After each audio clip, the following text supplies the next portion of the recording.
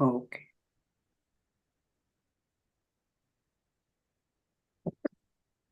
Om Sri Gurubhyo Namo Namaha.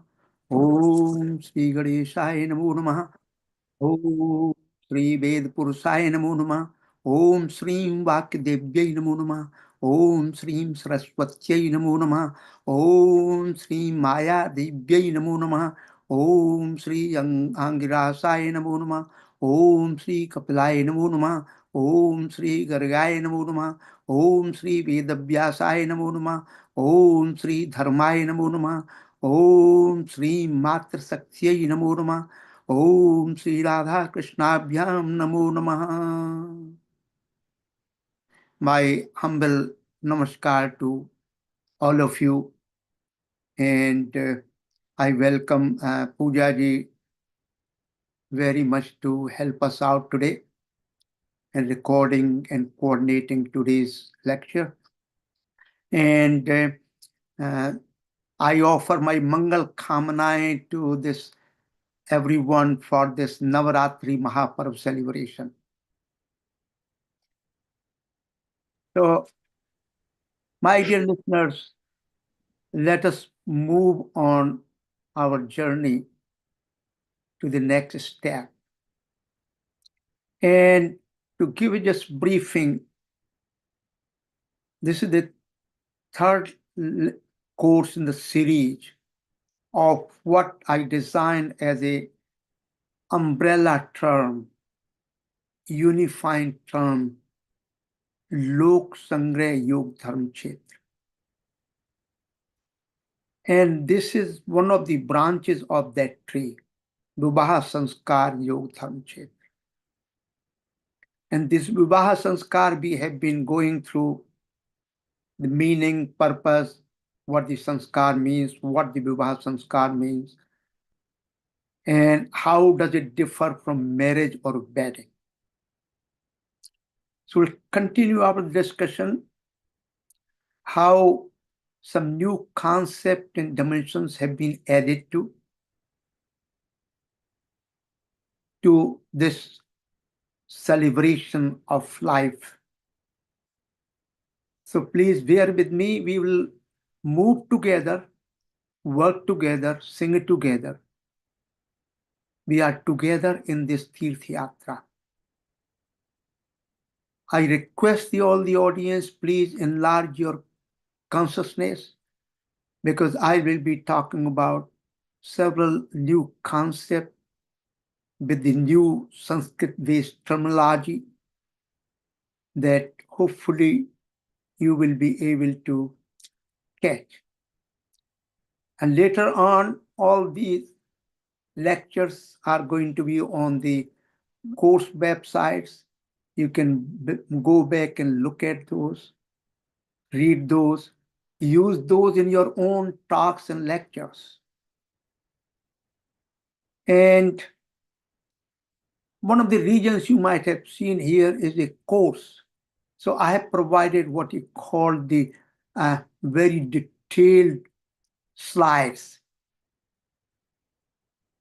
so that one can follow later on easily the content and ideas and articulation.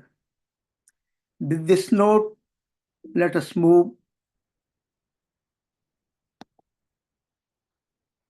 From previous lessons, we have been talking about, emphasizing on that the Vivaaha Samskar gets its complete required completeness with essential meanings and purpose when the couple enters into Grahastha Ashram. Very important. Which is a branch of Grand Ashram Yogadharma-Kshetra tree.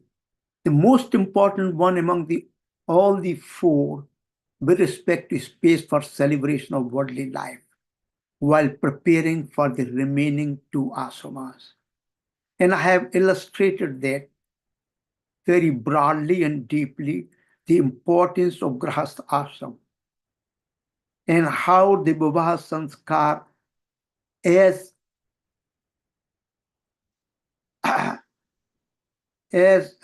practiced today is incomplete and misleading. So the schematic presentation goes like this: male and female as bride and bridegroom. Then entering into the yogic union through Vivaaha Samskaara. Next stage is entering into the sacred world called Grahastha Ashram. And once you enter Grahastha Ashram, birth or emergence of a new set of dharmas from within ashrams. This then gives us a completeness and the Vivaaha Samskaara Kshetra. Now we are prepared to answer the question left behind about ritual circumambulation taking around the fire. Previously, we have made a decision. Decision was made to have 7 rounds, and we have explored important regions. Why 7? These rounds will be taken together by the couple, now Pati and Patni or husband and wife, in a clockwise motion, together, not one behind another, together. This ritual can be and should be performed right before the last rite of Ashirvadam by using already kindled Agni in the Havan Kund. Already Havan Kund there, and Agni Dev is there. And before we do the final conclusion for giving Ashirvad to this new couple, Pati and Patni, we had to perform this ritual, Vivaaha Vidhi, of taking 7 rounds together by both of them. The question, I've been answering this question for long time, but the question appears all the time: why clockwise motions? And this is the primary reason. Because the sun, being at the center of solar system, appears to circle clockwise with respect to Earth. We are situated on Earth, so the sun appears to move clockwise. Actually, the Earth moves around the sun counterclockwise. But if you are situated on Earth, it moves clockwise. So the clockwise motion around Agni is in harmony with the solar system with reference to the Earth. And this is the region clocks follow the same pattern. Also in the field of mathematical sciences, right-hand coordinate system, though arbitrary, has been adopted. What are the worth of new dharmas in Grahasthashram? We have discussed all the elements in the previous lectures. But this is the summary of what new dharmas are born once the Pati Patni enters into Grahastha Ashram. Parivar Yagna, Bhoot Yagna, Manushya Yagna, Pitri Yagna, Devi Yagna, Brahm Yagna, and Rashtra Yagna. Normally, if we look at the literature, these yagnas and the dharmas are not part of the Vivaaha Samskaara at all. These appear only when you enter into Grahastha Ashram. And I have added 2 more, used to be 5. I have added 2 more. One is the Parivar Yagna, and last one is the Rashtra Yagna. This completes the series of 7 rounds, and corresponding to each round, you have vow taken for each of the dharmas. And each of the yagna has several elements. We have talked about it earlier. So why 7 great yagnas? They propose totality of including all the lokas, divine, human, natural, and dimensions so profoundly brilliant and unique doctrines of Lok Sangraha Yogadharma-Kshetra. This is the completeness. Vivaaha Samskaara then includes all the lokas, divine, human, natural. How do we relate to? How do we connect to? How do we serve each other? Through these new dharmas. And through these new dharmas, inward realization of the ultimate sacred source of reality in all dimensions is the culmination of Vedic dharmic experience. These yagnas are also known as obligations in the Grihastha Ashram Dharma. And I have added, as I told you, 2 new yagnas to make it complete.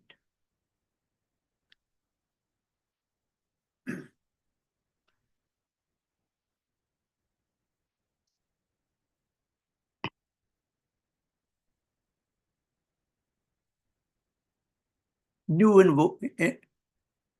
innovation. Agni Paranayam. This is also called Agni Paranayam, circumambulation around Agni Dev, 7 rounds.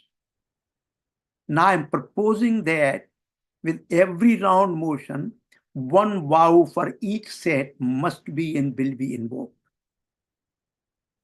At least 1 proper mantra must be chanted in the beginning of each round, representing one of the entities from the particular yagna. The vow must be taken towards the completion of each round.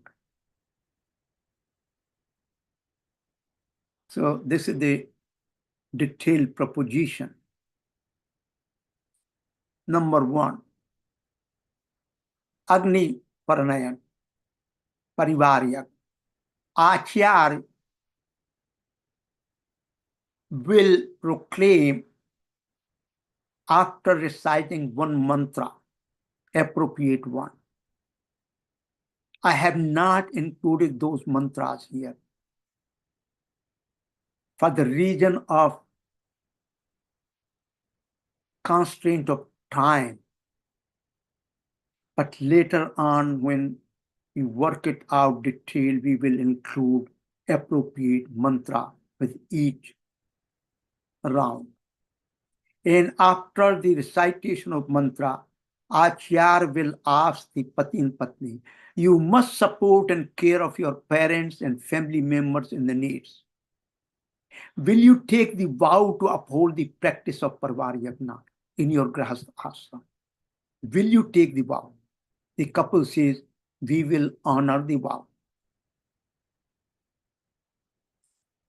Bhut Yagna. Again, reciting one of the prominent mantras from, and normally, I think, mantra for Mother Earth, which is the foundation of our existence. And Mother Cow, which is the foundation of our well-being. And Tulsi Devi is the foundation of natural world. Representing this yagna, you must support, engage in efforts for ecological well-being of Mother Earth, nature, and climate, as the Acharya is pronouncing. And then Acharya will say, will you take the vow to uphold the practice of Bhut Yagna in your Grihastha Ashram? The couple says, we will honor the vow. Then we will have Manushya Yagna. Acharya will explain after reciting few mantras. You must contribute towards the well-being of the poor, diseased, and disabled people. Will you take the vow to uphold the practice of Manushya Yagna in your Grihastha Ashram? Couple repeats the answer, we will honor the vow. Next round is a Pith Yagna. Achar will recite one mantra and then briefly will say, you must pay homage to your ancestor at least once a year. Will you take the vow to uphold the practice of Pith Yagna in your Grihast ashram? The couple repeats the answer, we will honor the vow. And they are moving together. Then we have a Devi Yagna. Achar first will recite one mantra and then explain what you have to be doing. You must conduct the deity worship and prayers at home or at mandir or in other social sector setting and help these services to grow and be sustained. Will you take the vow to uphold the practice of Devi Yagna in your Grihastha ashram? Just like in this Mahaparv Navratri time, we are doing Devi Yagna or Devi Yagna. When we use the word Deva, it includes Deva and Devi, both of them. The couple repeats the answer, we will honor the vow. Brahma Yagna, very, very important. After reciting one mantra, and I think will be the best to recite the first mantra of the Rig Veda, the oldest Veda, at least. You must take the study and practice of self-study, self-reflection, and contemplation or recitation of sacred granthas such as Vedas, Upanishad, Ramayana, Bhagavad Gita, Mahabharata, Bhagavad, Mahapurana, etc. You pick and choose what you want to study and recite. And self-reflection. How those ideas and those practices can be used in your personal life, family life, social life, and national life. Professional life as well as personal life. It's very important self-reflection. Self-study and self-reflection is very, very important for realizing the worth of human living. Otherwise, the human living is not worth of it. And then I will repeat one very strong statement. It's by Sartre, the French existential philosopher, very prominent. He said, life is absurd. And I will repeat that life is absurd without self-reflection, self-study, and contemplation, and using those ideas in organizing the life. If we do not do that, I tell you, after looking at my experience, looking at the experience of so many like you, so many saints, sages, rishis, so many contemporary people in various areas in modern life, read their memoirs and read what did they talk about towards the end of their life.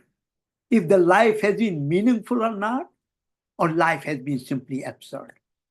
Caught in just, in this chakra of this birth, death, and rebirth phenomenon.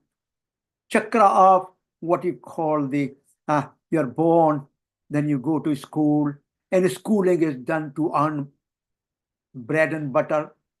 After earning bread and butter throughout the life, whatever, 30 years, 40 years, and then you take retirement.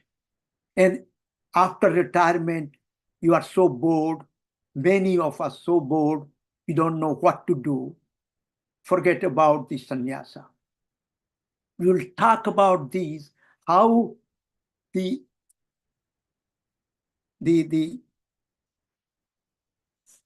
central ashram, grahast ashram, can help us to swim through this life in stages, vanprastha sannyasa, and making this life experience enriching, wonderful, beautiful. We have to see the beauty. We cannot see the beauty and wonder and mystery without self-reflection and reflection on the cosmos and the world around, the natural world, human world, divine world. We cannot go to the bottom of that experience. Let's move on to the next one. Yeah. Will you take the vow of full practice of Brahmayagna in your Grahastha ashram? The couple says, we will honor the vows.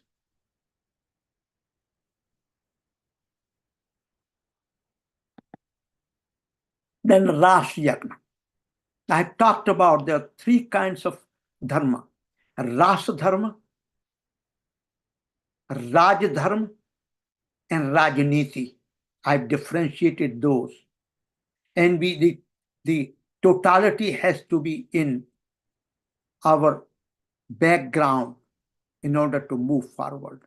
You must align, Acharya explains after doing one mantra for the Rashtra. You must align and contribute to support efforts of enriching the unity, security, and sovereignty of Rashtra, nation. Will you take the vow to uphold the practice of Ras Yagna in your Grahastha ashram? The couple says, we will honor the vows. And after these 7 rounds is complete the Dharma Vidhi or this ritual. And then following this ritual will have the Ashirvadam from the priest and from the other members who are present during the Vivaaha Samskaara ceremony. So the sequence is like this. Barmala, these are the primary. You can enlarge before that. Then you have it. When the traditionally when the Pati Patni reach at their home, they have couple of sanskars, this and that, but they are really related to, as I talked last time, how to make this bond strong enough and how to take vows for fertility, for what you call the bearing children. So you can, but these are the primary that are practiced, and so I have listed down in sequence. Barmala and Swagat Vidhi, Madhupar, Paraspar Samikshan, Panigrahan Sanskar, Lajahamo Sanskar, Kanyadan Sanskar, Shilarohan Sanskar, Mangal Sutra Protection Cord and Sindoor. Then we have Saptapadi. And remember the Saptapadi, we have what you call the vows are taken for each other. Not beyond this. Then Agni Pranayan or circumambulation around Agni Dev. And then we have Ashirvada.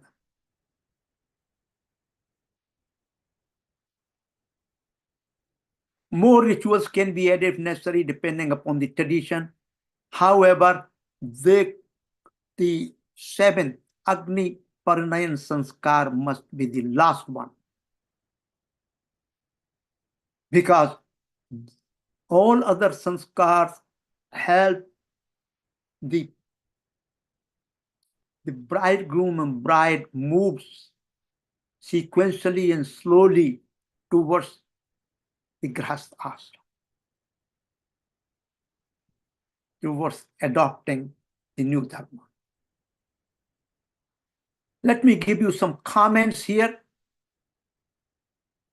Uniqueness and universality of Vedic Vivaaha world. Mantras used in each ritual are highly significant, patent, and effective for human personality. Primary purpose of the ritual to seek longevity, good children, wealth, health, and fulfillment of dharmic obligations. All the entities addressed in the ritual step, Agni Paranayan, are sacred. That implies that all primary cosmic categories, Adidevic, Adhyatmic, Adibhautik, containing the entire divine world, human world, natural world is sacred and hence deserve our respect and reverence and care. That's the Vivaaha Samskaara totality. Individuals are reconnecting, relating to the rest of the world. Human world, natural world, divine world. So we are all, this is the totality. That's how the Vedic Vivaaha must be understood. There is also very strong statement, very thoughtful statement given by V.R. Anil Kumar, who had done a great job, great service, very humbly, Vivaaha Samskaara and Grah Sutra 4 Vedas. He has written a dissertation dealing with the Grah Sutra of all the Vedas. Very wonderful work, very unique work. Another one is Rajwali Pandey Hindu Sanskar, which was the old one. And you can find out after doing the manthan and critical examinations of all the Grah Sutras and all the Vedas, there is no indication of subjugation of the wife to the husband or vice versa. It is emphasized what they are, that they are equal and friends for life, with no suggestion of one dominating the other. Absolutely not at all. No such suggestion.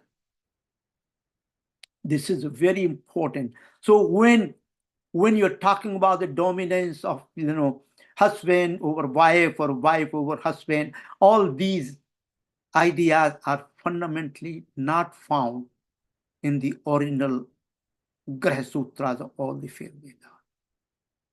What we have to remember, we will talk about later on, what we have to remember, that each one of you participate together in this journey. That's very important. Celebrating the life. And one can divide then the responsibilities and idea. What you are good at this, what I am good at this, but always keep in mind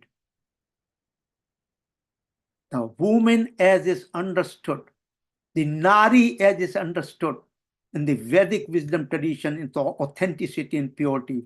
Nari plays much more important role in this union than Nar does.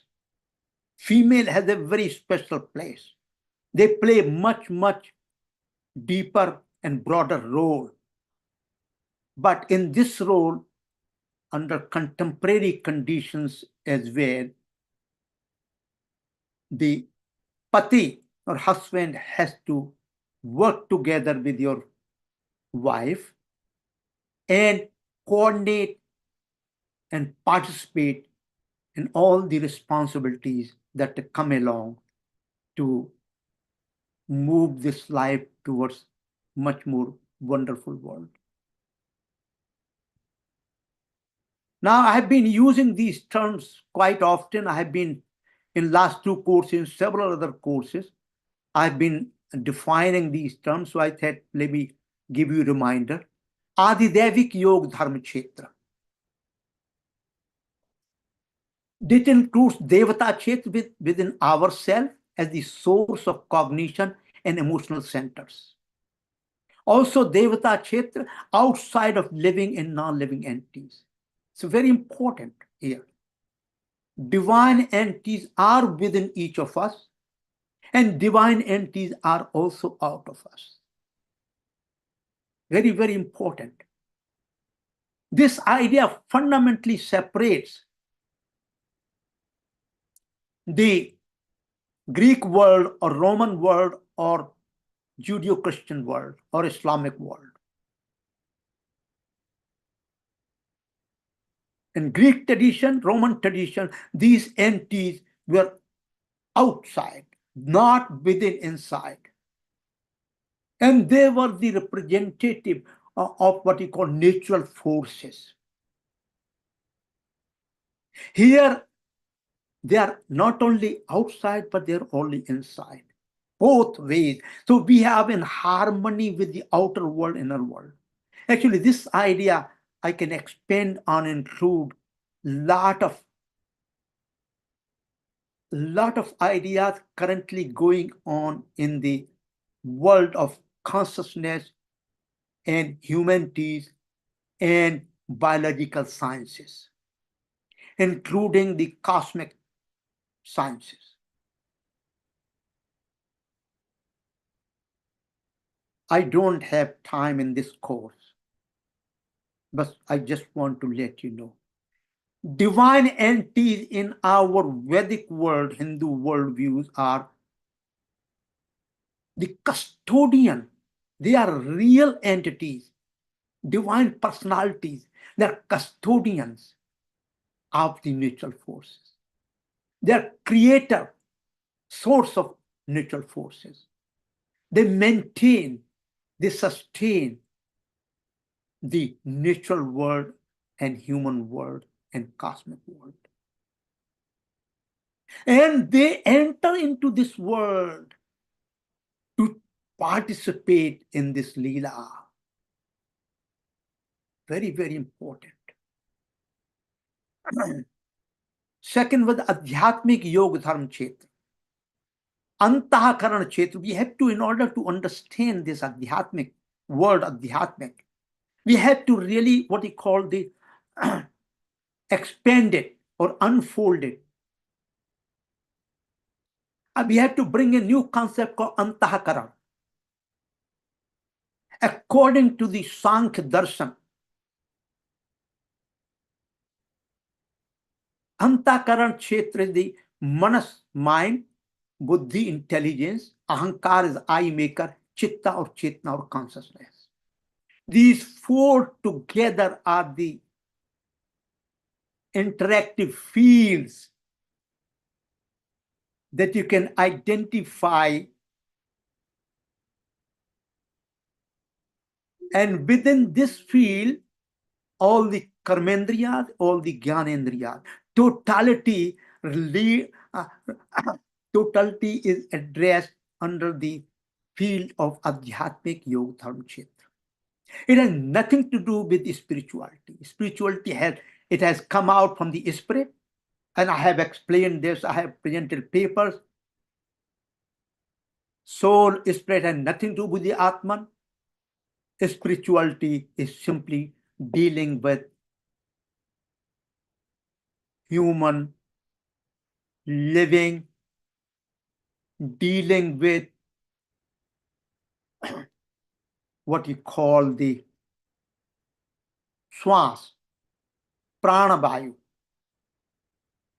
That's it. When you got in when you name this the Adhyatmik Kshetra, rather than spirituality, Adhyatmik Kshetra, all this Kshetra can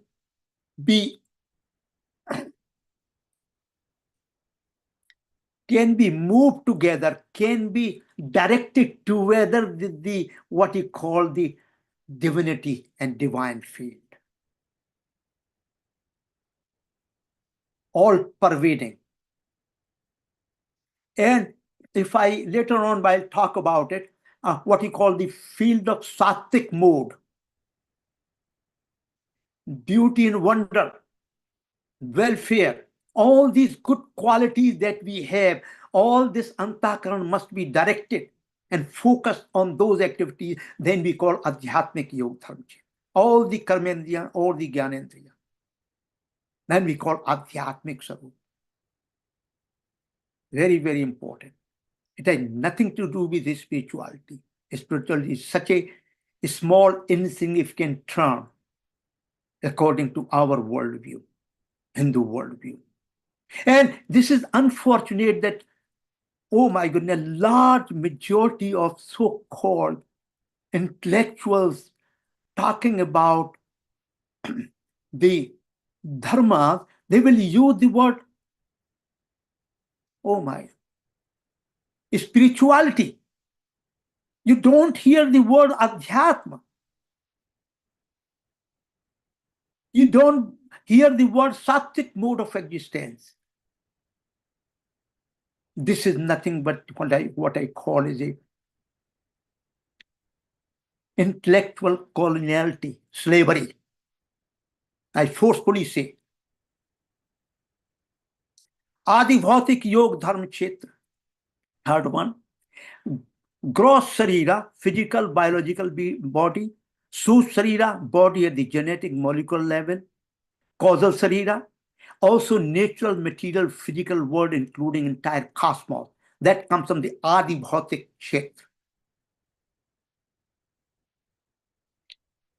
Very important. If we simply use the term material world, it does not convey all the meanings, all the hidden dimensions of our existence.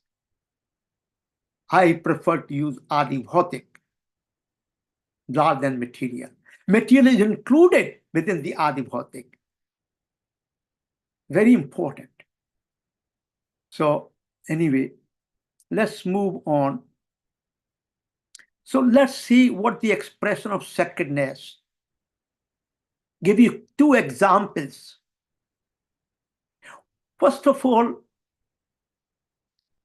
if you think about, we use the word sacredness, in Sanskrit we use pavitrata. What do you mean by sacredness? Can you define this term sacredness? And I will define it for you. Sacredness is that entity when through manasa, vacha, karmana, mind, speech, and actual actions, we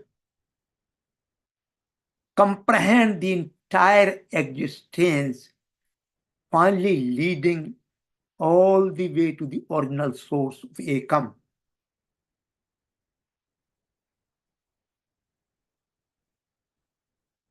Organizing principles, organizing thoughts. It means going back to the original source of our own existence. Or at the individual level, I will organize my world around me such that this world, through this world, I can direct myself towards myself, going all the way to center of human personality, Atman, Paramatman. When we do this reconnectivity, regathering of separated entities, and then what is this is not simply reconnect and regathering, but what you call the upasana. We will see them as part of us.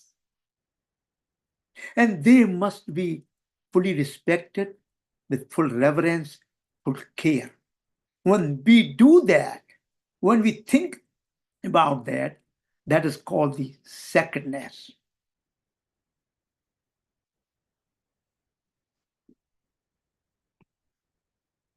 And I talked about what entities are sacred. in this cosmos. I have given you a detailed list. Every entity in this cosmos can become sacred, or it can become a non-sacred. It is how we look at it, how we deal with it. Sacred Prakriti, beauty, wonder, and mystery. Look at these two pictures. Of course, many of you may be lover of nature. I personally very much lover of nature. If we look at this, go there and stay in this natural world where it's very beautiful, wonderful, and expand your consciousness.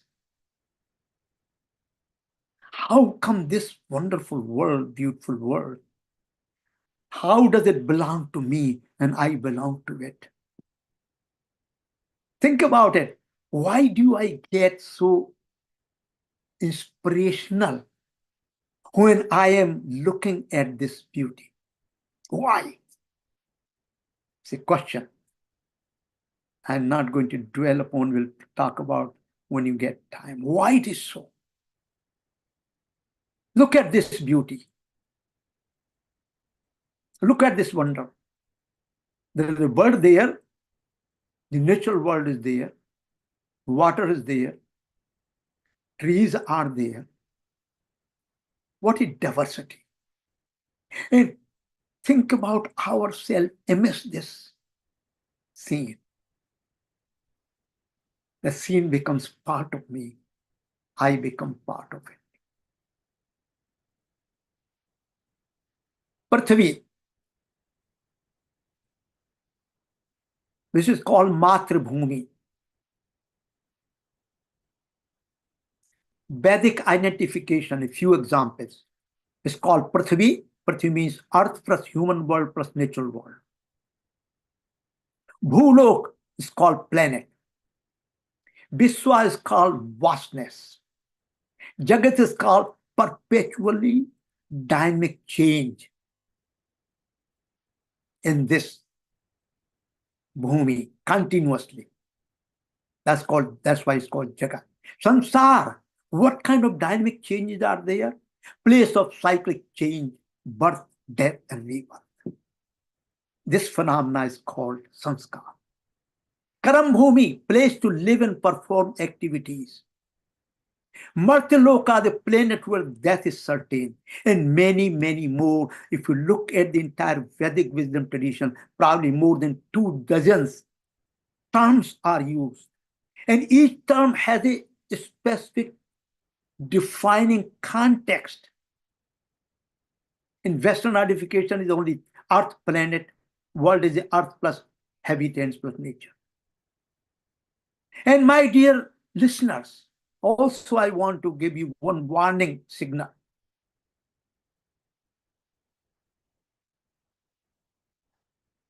Contemporary, and I have been reading, I've been taught that way, that these Prithvi, Vishwa, Bhulok, Jagat, Samsar, Karm Bhumi, Martyalok, they are what you call synonymous.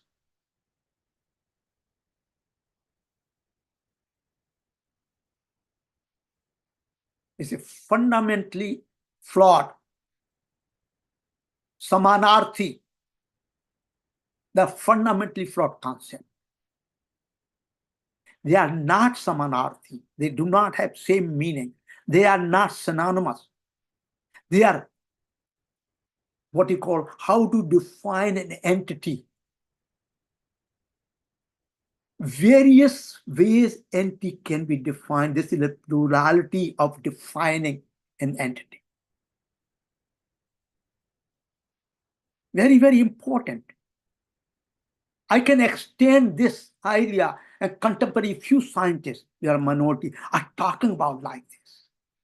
If I give you a piece of, let's give you an example. I give you a piece of stone.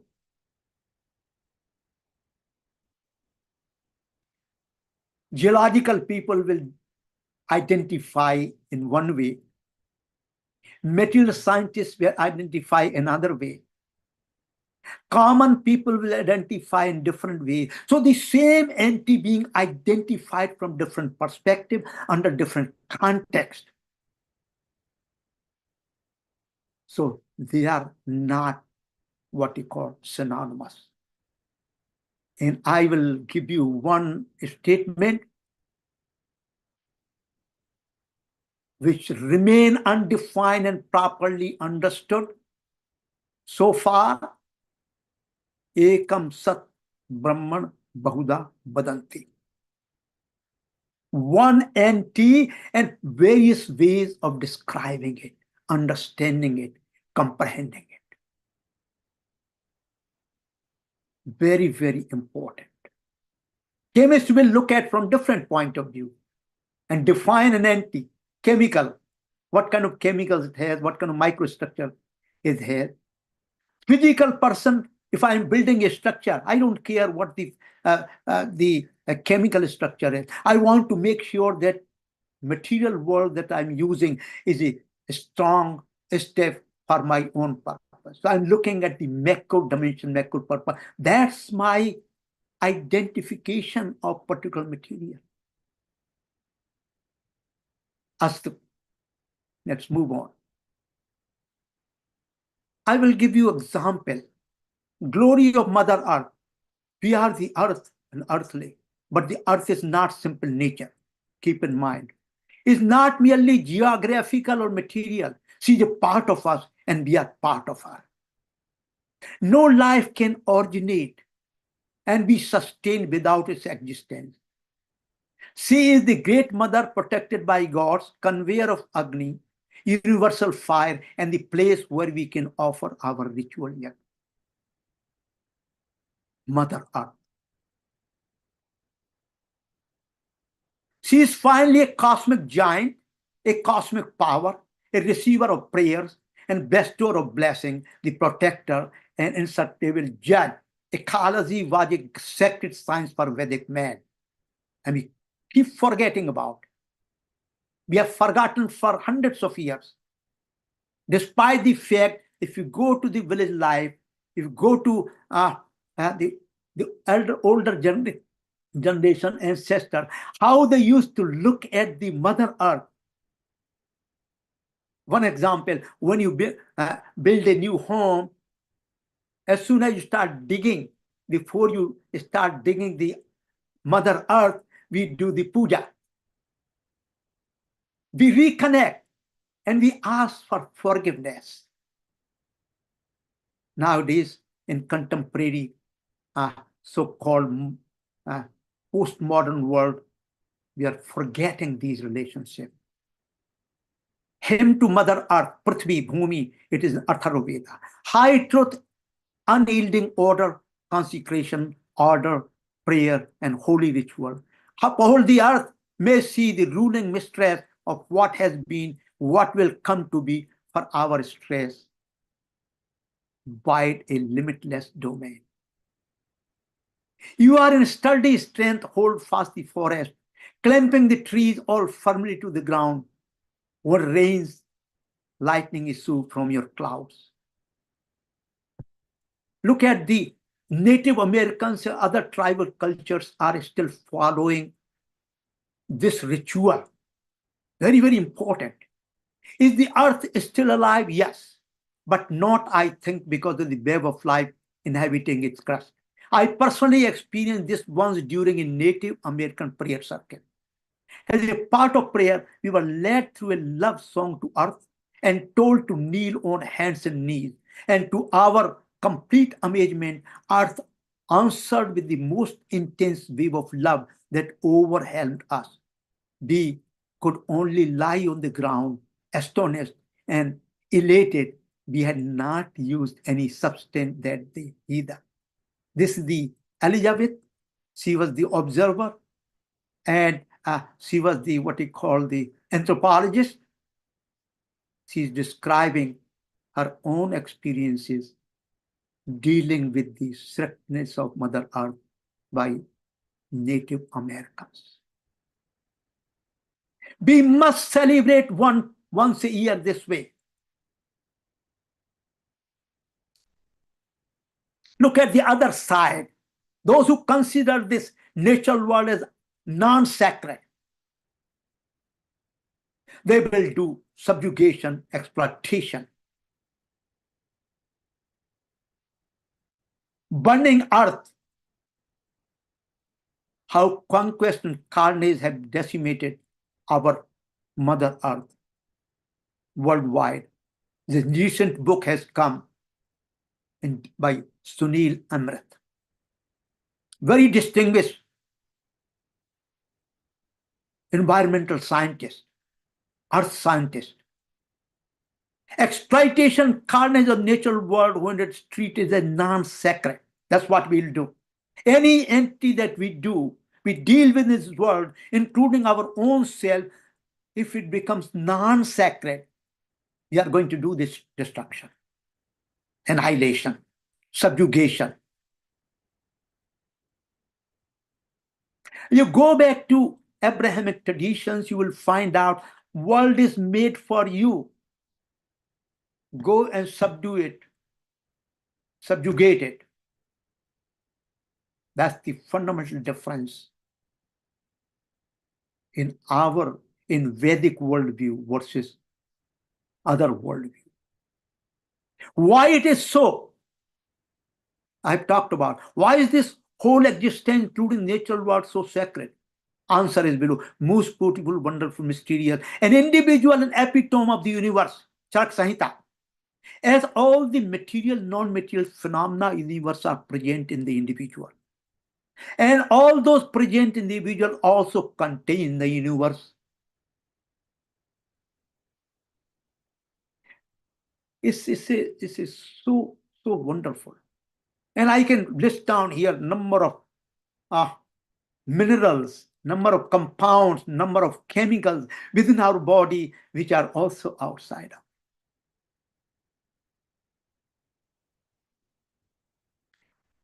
Next, very important, which is a very, very hot topic.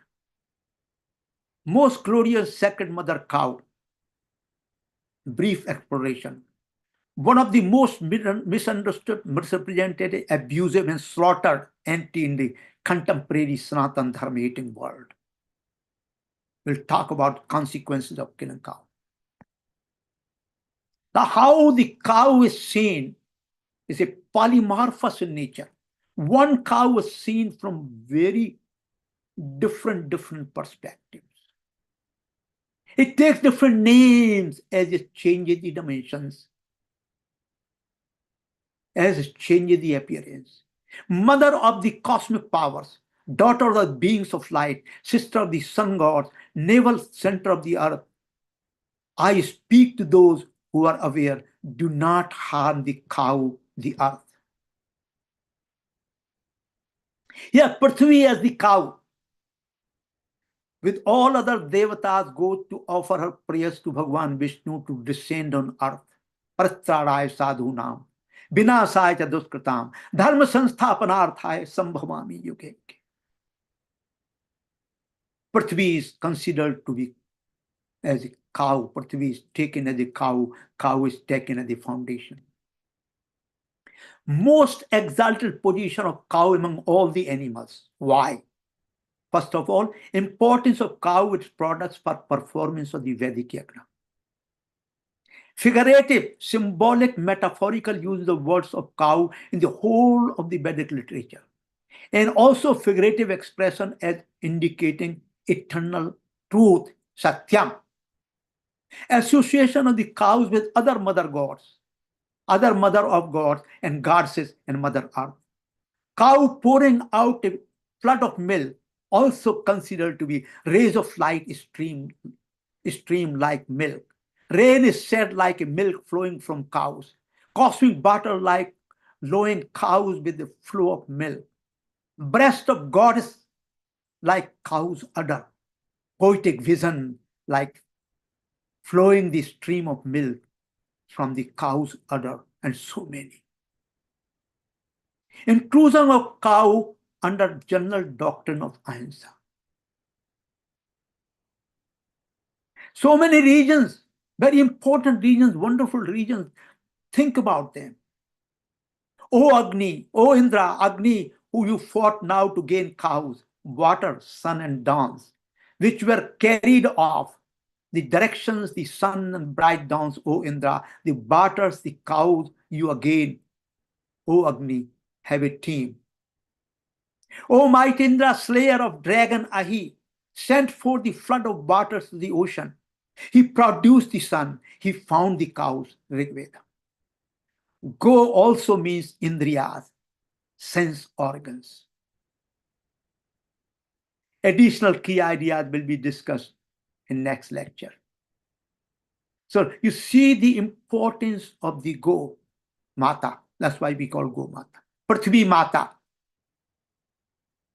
Mother concept is this one of the most central concept, idea and theory and practice in the entire Vedic wisdom tradition. When I use the term Vedic means Jain tradition, Buddhist tradition, Sikh tradition, and many such traditions are included. In fact, you can include the sacredness, all the tribal people, Indian Americans, original inhabitants. They were so close to nature, they used to worship nature. By worshipping nature does not mean they did not use the natural products for their own use. No. How can make use of something? Cow is all giving entity. Very important. So, my dear listeners, with due respect, let us sing this prayer together, dance together, listen together, move together, work together.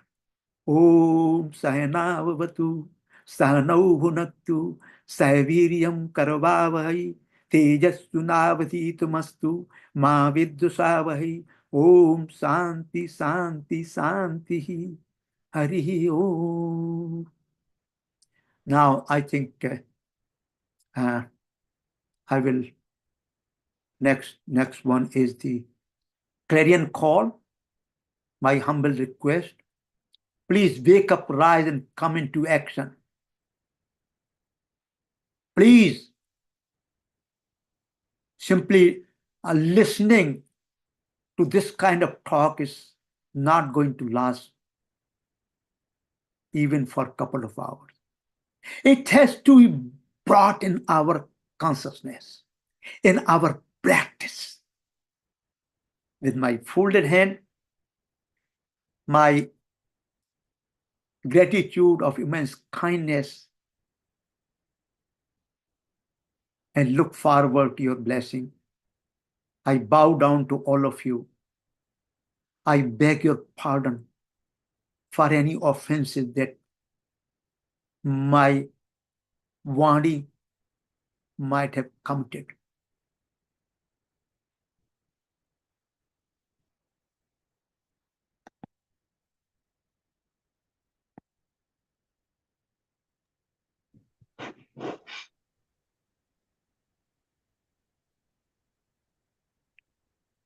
I think next lecture is on what, October 21st? 2 weeks from now, yeah. Poojaji, is that right? I think it's October 21st. Yes. Yeah, thank you. Poojaji can coordinate the question answer. Please raise your hand. If you have any questions, then we can discuss about it. Yes, Dr. Mishra. Pranam Guruji. Very enlightening lecture. I always admire your lectures actually, not one lecture, but lectures. So I have a comment and a question actually, that one of the wonderful thing that you have presented is that 7 vows which are taken during the Saptapadi, and you have carefully added those 7 vows before Ashirvad Vachanam. Is that right? Yeah. I think I will appreciate if you could send a PDF with associated mantras for each of those vows, And the second thing is that in the Brahma Yajna, Yeah. when we take a Brahma Yajna, I think it will be good to add that we take a vow to help preserve, protect, and spread the knowledge, because that is very important part of our society. That just self-reflection and gaining knowledge to ourselves is good. That's wonderful. But at the same time, we should also exert ourselves to spread this knowledge, preserve this knowledge. And like, for example, what you are doing, you have self-reflection on this knowledge, as well as you are trying to spread this knowledge. So I think it's a duty of every Hindus to do the same thing. I fully agree, Yeah. Dr. Mustaji.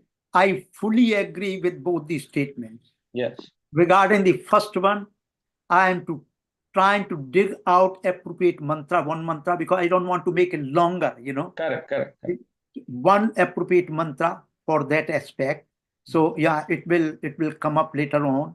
And the second thing you said, preserving the knowledge, that's under the Brahma Yajna. Correct. But also help protect and spread. We must have to carry on this wisdom, uphold on the wisdom with innovations. How do you articulate for the contemporary generation and future? Correct. This is very much has to be done. This is the Brahma Yajna. And every one of us must do it. Correct. Plain and simple. Otherwise, when you talk about Sessi, you raise a really beautiful question here, because if you look at it, I don't have time to make a big presentation, but I will give you how you ought to live. How you are living, you can analyze your contemporary scientific method, how you are living.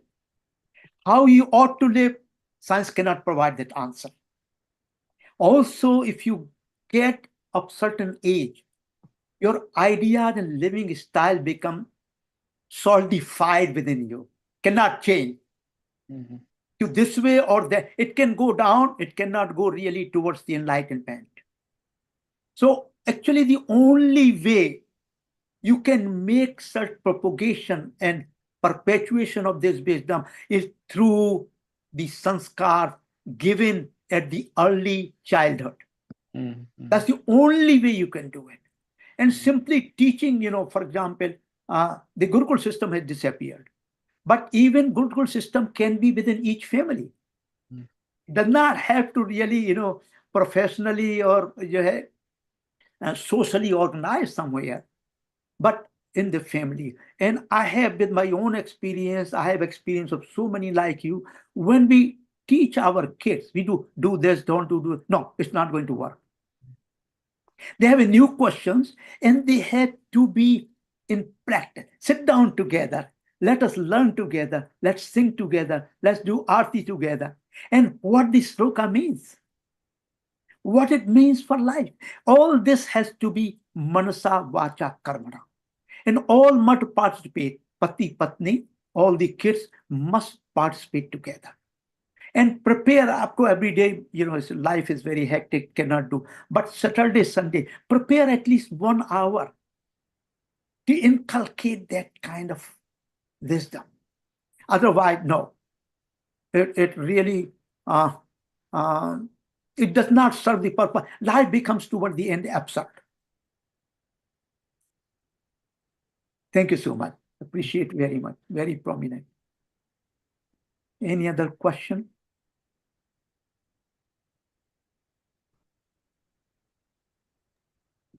Yeah, so Shivji, I just wanted to, let everyone know that,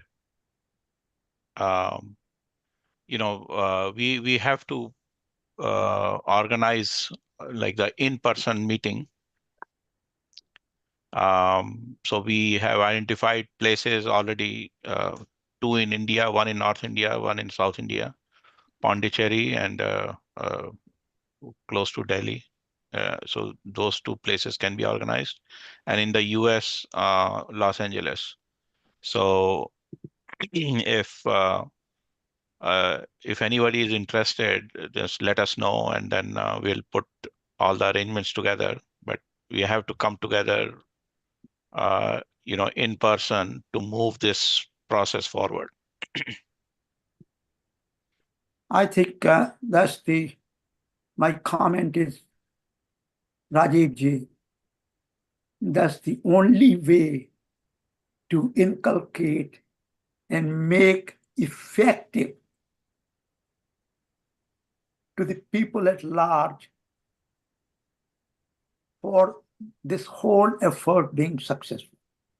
Right. Very, very important. Also, I think next meeting is October 19th. Is that correct? 19th, yes. Yeah, not okay, October 19th. So please Yeah, make so note of we it. have 2 more sessions left in November, but December is all open. So those participants who are in the US, I mean, I know it will take a flight and you have to stay at some place. We'll find the accommodation and everything. But if at all possible, let's just consider maybe meeting in December in Los Angeles. And then, of course, we can organize the India camps next year, sometimes early next year.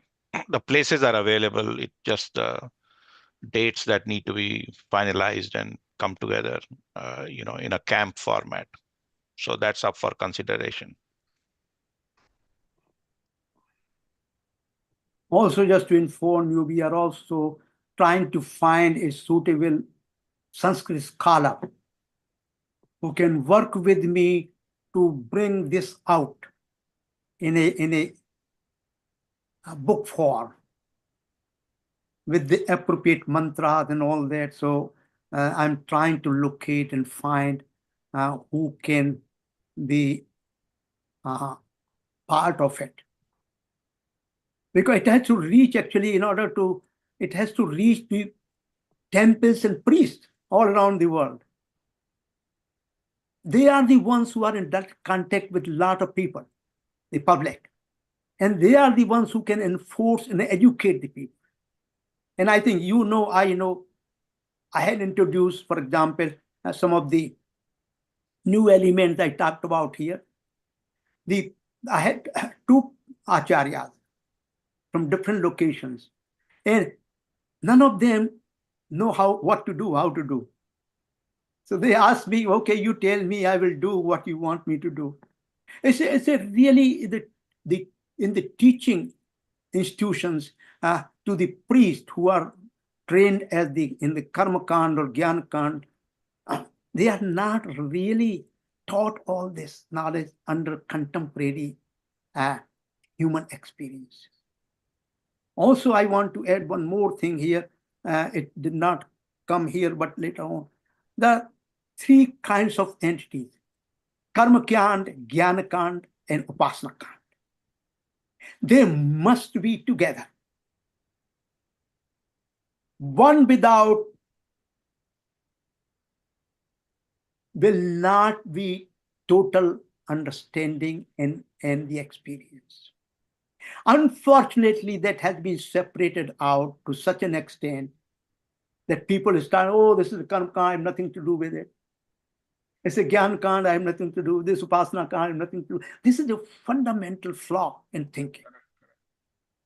You can pick up one of those strands to go ahead, but those strands, whatever you pick up, they contain other strands as well, other elements as well.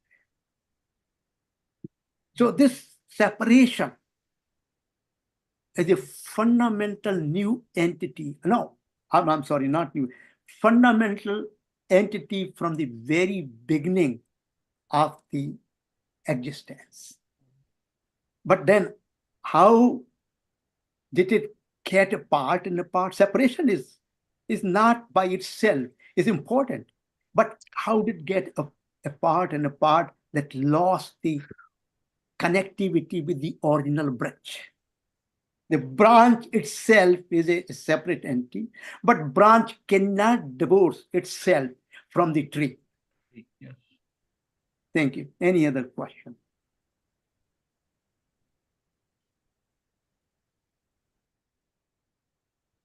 So let us work together to what Rajiv ji talked about, made suggestions, how we can work together. It's not a individual's effort that can yield the the proper results. It is a collective effort. Lok Sangrah. Lok Sangrah. This is very important. Lok Sangrah. And each one of us can contribute towards achieving such a Lok Sangrah. Each one is a participant. No one is smaller or bigger. No one is poor or rich. All these classifications are left behind. We are all doing the seva. We are all seva of what? Lok Sangrah Yogadharma. Dharma ke seva. Sanatan Dharma ke seva. This is how I see it, and I will expect everyone to see it. We are the sevak, not the masters. We are the sevak. Thank you for listening to me. Any other question?